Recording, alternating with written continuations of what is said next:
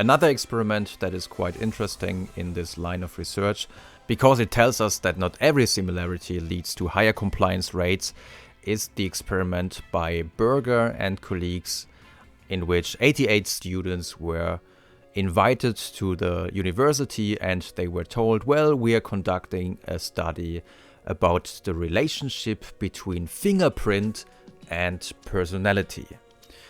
And of course, for this experiment, fingerprints of all the subjects had to be taken, and afterwards some of the subjects were told, okay, I see your fingerprint and the fingerprint of the other participant. There's quite an unusual match for which the probability is only 2%. Well, that's interesting.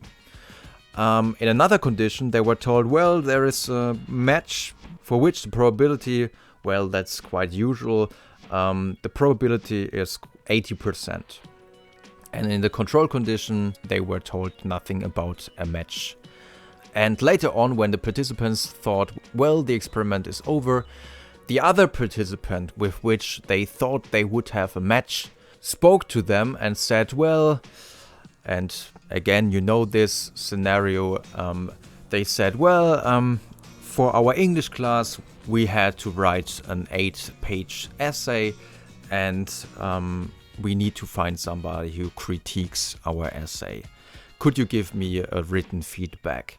And when they thought that they shared an uncommon similarity in their fingerprint with this other person, the compliance rate was 82%. 82% said, okay, I will critique your essay. Whereas in the control condition, or in the common similarity condition in which they shared an expectable similarity, the compliance rates were much lower. So it seems to be important that you share something really unusual, like for example, as we heard in the beginning, the name, especially if it's an unusual name, or for example the birthday. I mean, the chances are 1 in 365, so the birthday is also quite effective.